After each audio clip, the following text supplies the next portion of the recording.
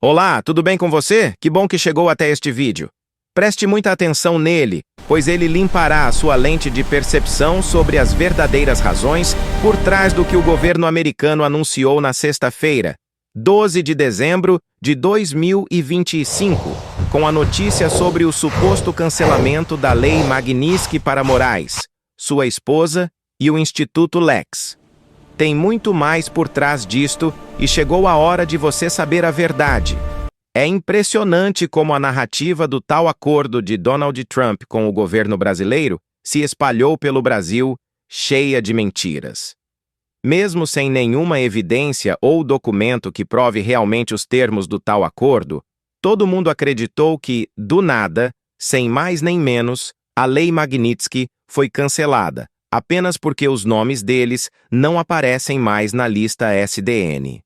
A prostituída mídia esquerdista está feliz e propaga que foi a maravilhosa, mas inexistente, diplomacia do desgoverno Lula, que conseguiu um grande acordo com o governo americano auxiliado pelos irmãos Batista da JBS e o banqueiro André Esteves do BTG Pactual. Muitas pessoas e canais de direita respeitados e tradicionais incrivelmente não compreenderam a macroestratégia de Trump e têm divulgado que ele se vendeu, que ele traiu Bolsonaro, abandonou o Brasil por dinheiro pensando em terras raras e que não está nem aí se a ditadura da toga continuar, se os candidatos de direita forem perseguidos e se o nosso país virar uma Venezuela comunista. Chegou a hora de você saber a verdade que está por trás de todas as falácias que têm se propagado em toda a sociedade brasileira. Vamos juntar os pontos, um a um, e você entenderá a verdade gritante que aconteceu nos bastidores. Eu tenho certeza que você vai ficar mais feliz do que imagina. Duvida? Fique até o final e verá. Não pule nenhuma parte deste vídeo para não perder a cronologia lógica dos fatos e comprometer a sua compreensão. Para começar, você lembra como Lula estava fugindo de uma conversa com Trump desde o começo deste ano de 2025?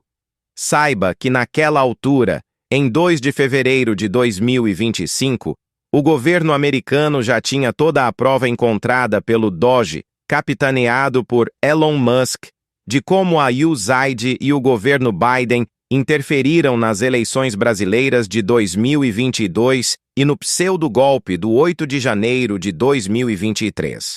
Também já tinha a delação dos 2 filhos de El Chapo, Ovidio Guzmán Lopes e Joaquim Guzmán Lopes, que já se assumiram como culpados na justiça americana, desertores venezuelanos, mexicanos e ainda Adiel Polo Carvajal, o ex-braço direito de Chávez e Maduro na Venezuela, que também se considerou culpado e está revelando tudo o que sabe. Ele era o chefe da inteligência e contra-inteligência do regime de Chávez e Maduro, na época em que a empresa venezuelana Smartmatic criou a tecnologia das caixinhas mágicas e muito mais. Em 19 de fevereiro de 2025, a Trump Media processou Alexandre de Moraes na Flórida pelos prejuízos causados pela suspensão do Twitter em 30 de agosto de 2024. O advogado deste caso é o Martin de Luca. Até hoje Moraes não foi citado, pois está se esquivando com a ajuda do Poder Judiciário brasileiro. Na mesma época, a CIDH, Corte Interamericana de Direitos Humanos, representada por Pedro Vaca, veio ao Brasil avaliar o que estava ocorrendo para fazer o tal relatório de violações de direitos humanos, na semana de 9 a 14 de fevereiro. Nada andou sobre isto até hoje, mas o presidente daquela corte internacional agora é o indicado por Bolsonaro e apoiado pelos Estados Unidos, Rodrigo Mudrovich. Sim, agora a direita comanda a CIDH. Em 21 de junho de 2025, a maior ameaça nuclear ao mundo foi extirpada pela gigantesca operação Midnight Hammer, com o bombardeio americano das usinas de enriquecimento de urânio do Irã. O mundo ficou mais tranquilo, e depois o Hamas liberou os reféns israelenses que ainda estavam vivos.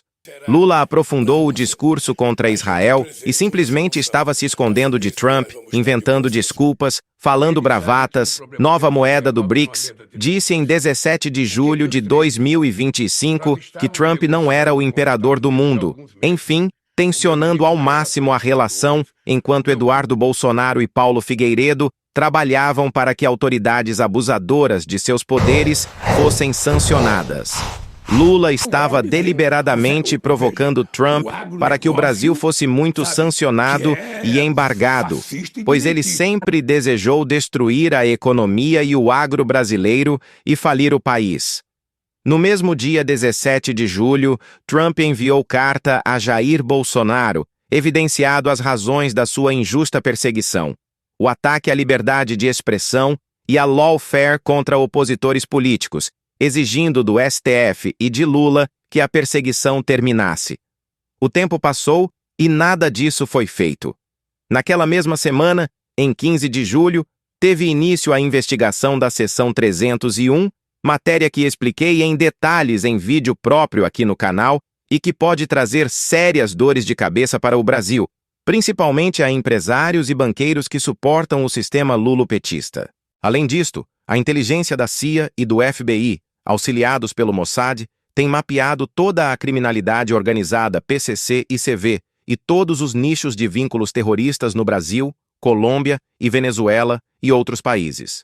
Mais, tem mapeado todo o contrabando de ouro e pedras preciosas na Tríplice Fronteira, todas as conexões iranianas, russas e cubanas, e toda a influência perniciosa da China no Brasil sob a bênção de Lula. Já assinou cooperação militar e de inteligência com a Argentina, Chile, Paraguai e Uruguai. O governo americano, então, tendo recebido todas as evidências dos abusos de direitos humanos perpetrados pelo supremo ditador, desprovido de cabelo, não só contra cidadãos brasileiros, mas também contra cidadãos e empresas americanas, ordens de censura, bloqueio de contas, multas milionárias, violações constitucionais, suspensão de redes sociais, perseguição política e tudo o mais, iniciou o complicado, demorado e complexo procedimento investigativo para aplicar a Lei Magnitsky.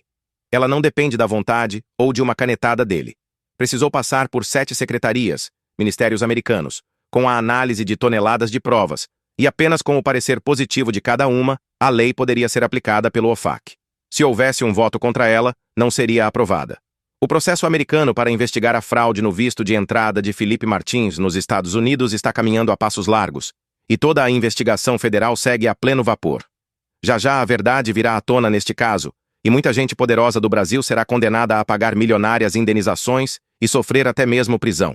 Enquanto a primeira turma do STF fazia de tudo para condenar Bolsonaro e todos os demais réus do inventado golpe da Disney, todos estes pontos muito bem documentados estavam a pleno vapor na inteligência americana. Era chegado o momento do governo americano estabelecer a estratégia sobre o Brasil. Primeiramente, os vistos americanos de 8 ministros do STF foram cancelados em 18 de julho de 2025. Veio então a conclusão da Lei Magnitsky, e em 30 de julho de 2025, Alexandre de Moraes entrou na temida lista negra da escória da humanidade, a SDN List. Foi naquele dia que ele fez aquele gesto obsceno no jogo do Corinthians e Palmeiras na Neoquímica Arena. O fotógrafo do Estadão que fez a foto foi demitido logo depois. Em 6 de agosto de 2025 vieram também as sanções econômicas, os 10% que todos os países haviam recebido e os 40% que eram especiais ao Brasil pela lambança política.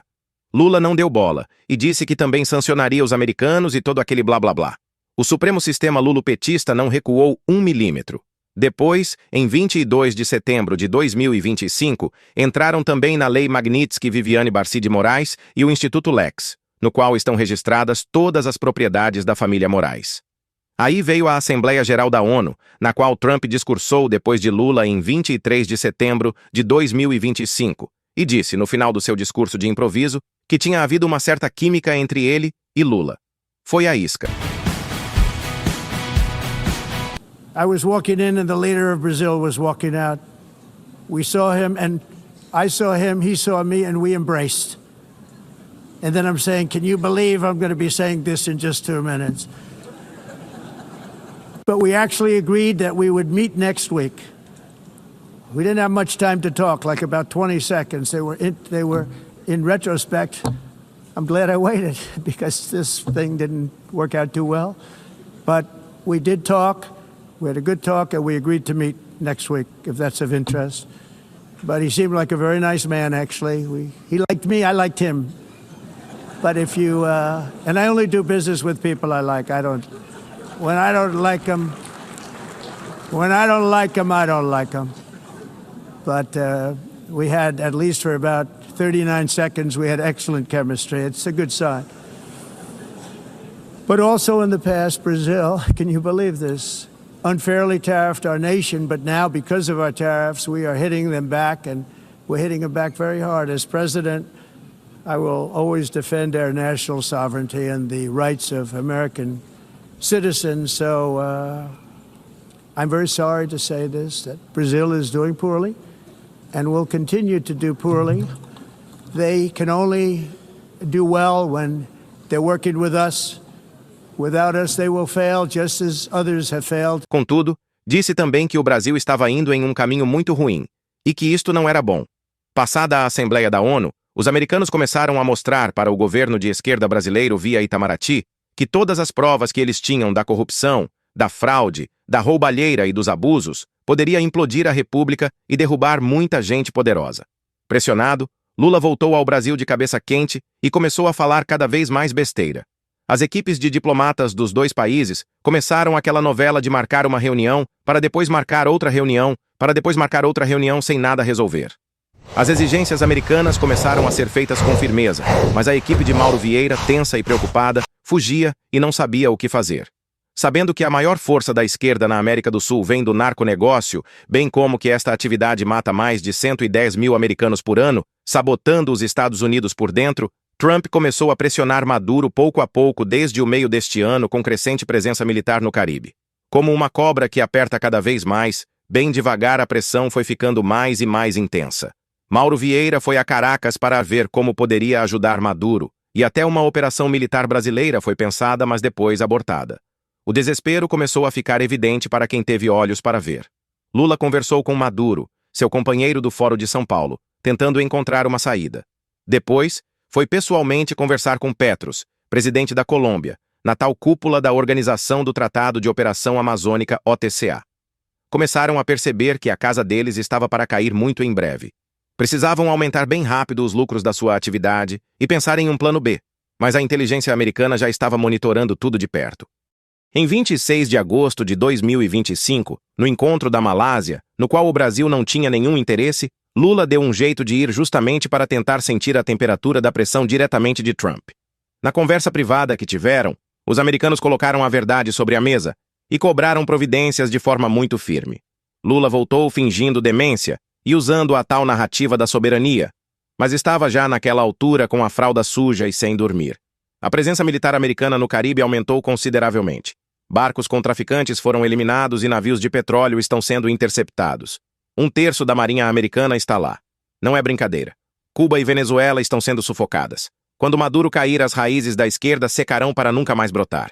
No Brasil, o ministro Moraes, mesmo sancionado desde julho, praticamente não mudou nada na sua atividade de ministro do STF. Na sua vida particular teve alguns problemas, mas nada que realmente o impactasse. Aí o governo americano advertiu as empresas e bancos brasileiros que informassem se estavam cumprindo a lei Magnitsky, ou seja, se haviam cancelado qualquer conta ou serviço com Moraes ou não. Isto acendeu um grande alerta. O Banco do Brasil continuou operando com o ministro, e ao que parece o BTG Pactual também. Veio aquele medo dele perder a licença para operar em dólar fora do Brasil. Agora, Alexandre de Moraes cravou que bancos brasileiros que cumprirem a lei Magnitsky serão punidos. E quem duvida disso? Um cara que já peitou as empresas do Donald Trump, peitou o Elon Musk. Quem duvida que ele realmente vai punir os bancos brasileiros, instituições financeiras como um todo, que cumprirem a lei Magnitsky? O que os bancos dirão? Tchau, Brasil. Veja só isso. Para salvar a própria pele, ele está sacrificando a economia brasileira. Ele está colocando o país inteiro a risco de se tornar a Coreia do Norte para salvar a própria pele, e o Senado Federal assistindo isso de camarote. O STF está literalmente expulsando instituições bancárias e empresas internacionais do Brasil. Hoje, uma instituição bancária tem que decidir: Brasil ou Estados Unidos e União Europeia. O que será que empresas internacionais, instituições financeiras vão decidir. Ficar no Brasil e descumprir a decisão do Flávio Dino e do Alexandre de Moraes é ser punido, é ser tratado como golpista e jogado atrás das grades por 20 anos. Ficar no Brasil, enfrentar a punição e não cumprir a Lei Magnitsky é ser expulso de operações internacionais, é ser proibido de atuar nos Estados Unidos e na União Europeia. É uma matemática que não tem como dar certo. É óbvio que o Brasil vai quebrar. O Banco do Brasil financia o agro brasileiro e o BTG é o maior banco de investimentos. As coisas começaram a ficar sérias. Quando a corda realmente apertou, após os bancos Itaú, Banco do Brasil, Bradesco, Santander e BTG Pactual terem sido avisados em 2 de setembro de 2025 que seriam sancionados pelo descumprimento da Lei Magnitsky, a inteligência americana detectou claramente que era isto que Lula queria. É óbvio que o Brasil vai quebrar. Para o PT, quanto mais destruído estiver o Brasil e a sua economia, Lula colocaria a culpa no que ele chama de imperialistas americanos, a direita nunca mais conseguiria consertar o país e a China poderia vir e tomar conta de tudo com tranquilidade. Mas Deus está sempre no controle e protege o nosso povo de fé. Trump percebeu que este caminho poderia ser perigoso e contraproducente. A CIA e o FBI, que já estavam monitorando toda a atividade criminosa no Brasil, deu uma mãozinha em 2 famosas operações policiais que ocorreram no Brasil, como você deve se lembrar. Tem muitas outras investigações ocorrendo e logo virão mais escândalos. Em 26 de agosto de 2025, veio a operação da Rota chamada Carbono Oculto, que detectou lavagem de dinheiro criminoso em vários bancos paulistas, imóveis, fazendas, usinas, postos de gasolina e centenas de caminhões-tanque. Foi um duro golpe no PCC. A Polícia Federal, sob a gestão de Lewandowski, nada ajudou. Depois, em 28 de outubro de 2025, veio a Operação do BOPE no Rio de Janeiro, que junto com a Polícia Civil e Militar Carioca, deu um duro golpe na atuação do Comando Vermelho. Por qual razão Moraes foi lá averiguar e suspendeu o inquérito que investigava quem removeu as fardas e botas de guerrilha dos bandidos mortos? Lula deu declarações criticando a operação e condenando os policiais, dizendo que a ordem que eles tinham era de ir lá citar e intimar as pessoas, e não para eliminá-las. O juiz era uma ordem de prisão, não tinha uma ordem de matança, e houve a matança.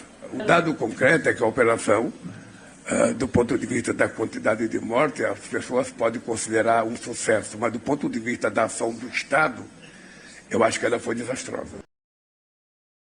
Mas quando a polícia não pode usar helicópteros pela ordem do STF, enfrenta barricadas, o governo federal não empresta os blindados da Marinha e os policiais são recebidos a tiros de fuzil e ataques de drones, a polícia não teve outra alternativa. Prendeu quem se rendeu, mas eliminou quem tentou eliminar os policiais.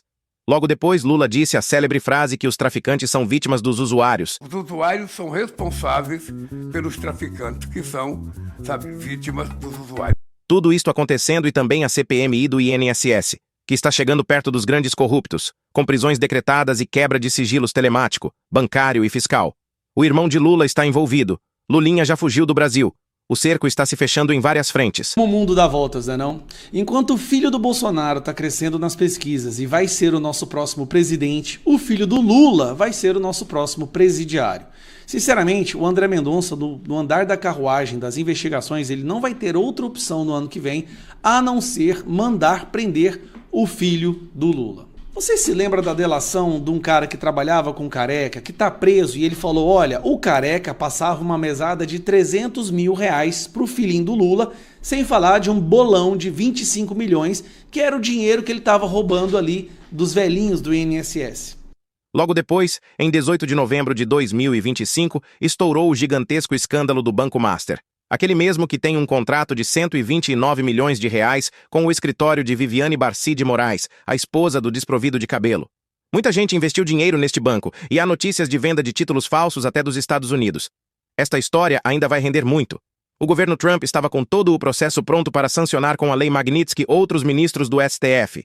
A estratégia anterior seria mantida, mas algo muito revelador foi descoberto pela inteligência americana, pois eles têm satélites que detectam com precisão objetos do tamanho de uma pilha com imagem e tecnologia que pode também captar o som. Trump é astuto, um negociador estrategista implacável e pragmático. Ele sabia que se sancionasse outros ministros e levasse as consequências do não cumprimento da Lei Magnitsky, pelos bancos brasileiros, a ferro e fogo, quebraria o sistema bancário brasileiro. A economia do Brasil colapsaria, o agro iria à falência, as empresas sucumbiriam e o Brasil iria definitivamente para o precipício aos moldes de Cuba, cheio de sanções, embargos comerciais e bloqueios. A criminalidade reinaria e se tornaria incontrolável. Ele percebeu que era exatamente isso que Lula queria.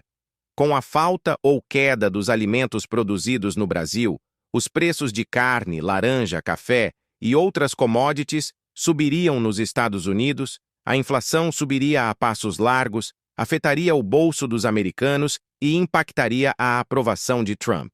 Por outro lado, enquanto Trump tivesse que enfrentar problemas econômicos internos e uma divisão dentro do seu próprio grupo de apoio, a China viria com força e praticamente Lula acabaria de ceder o Brasil para os chineses. Seria o caos para todos. Isto impactaria a segurança nacional americana, pois eles teriam um poderoso inimigo a 4 minutos de um míssil atômico chegar no seu território sem chance de interceptação ou defesa. Portanto, este cenário se revelou impensável para Trump e o Pentágono, pois significaria uma inaceitável fragilidade que poderia levar ao colapso dos Estados Unidos. Trata-se de uma clássica questão de segurança nacional. Então, considerados todos estes pontos, se você ocupasse um cargo de conselheiro de Trump no Pentágono ou nas secretarias de primeiro escalão, o que você sugeriria? O que o governo americano deveria fazer para obter seus objetivos e evitar os riscos de colapsar? Como conter a China? Qual deveria ser o melhor e mais garantido caminho para evitar o desejo de Lula de destruir o Brasil, colocar a culpa nos americanos e dar o país de bandeja para a criminalidade e para o governo do Partido Comunista Chinês? Perceba como fica claro que foi necessário mudar a estratégia inicial, até porque a sociedade brasileira, com medo e acomodada, não foi às ruas lutar pelo país, pela liberdade e pedir a soltura de Bolsonaro, dos militares e dos presos do 8 de janeiro, como os americanos imaginaram que ocorreria. Ninguém se mexeu, nem o setor empresarial produtivo, nem o bancário, nem o político. Em face desta situação, o primeiro passo foi aprovar todas as leis americanas para considerar como narcoterroristas os traficantes de drogas. Isto deu legitimidade jurídica e constitucional para Trump agir militarmente fora dos Estados Unidos. Com todas as cartas na manga, naquelas reuniões sequenciais não se chegava a um acordo, o governo americano começou a impor severas exigências ao governo Lula. Não havia espaço para acordo. É o pitbull rosnando para o chihuahua. Manda quem pode, obedece quem tem juízo, senão a mordida será na jugular. Agora você já sabe que não houve acordo, mas sim uma imposição muito clara dos americanos ao moribundo e falido desgoverno supremo lulopetista, quando os Estados Unidos perceberam que a China estava a ponto de tomar conta do Brasil e de todos os seus recursos. A casa da esquerda caiu, eles já sabem disto, e farão de tudo, junto com a mídia podre, para que isto não seja percebido pela sociedade brasileira na intenção de elegerem deputados, senadores e governadores para manterem seus esquemas de favorecimento. As estatais, os Correios, a Petrobras, todas estão com dívidas bilionárias. Eles sabem que vão perder e querem deixar uma situação bem complicada para o sucessor. Os americanos informaram que sabiam e tinham centenas de provas de tudo. A descondenação, a eleição de 2022, a volta de Lula ao poder, as caixinhas mágicas, a corrupção, os perdões de penas dos corruptos da Lava Jato, a devolução e cancelamento de multas milionárias, as relações com o narconegócio, as malas diplomáticas cheias de dinheiro nas eleições dos países sul-americanos, os crimes, o favorecimento à China, todo o mapeamento mundial de onde está o dinheiro, tanto de Dubai como nas Ilhas Virgens Britânicas e outros paraísos fiscais, as propriedades, os doleiros, enfim, todos os inimagináveis podres do supremo submundo lulopetista e do Fórum de São Paulo. Trump, pensando na segurança nacional do seu país, como agora você já sabe, pois ligou os pontos, sabe que a China tem a maior reserva mundial de terras raras e o Brasil vem em segundo lugar. Delas, são extraídos vários metais essenciais para a tecnologia militar, eletrônica e tecnológica.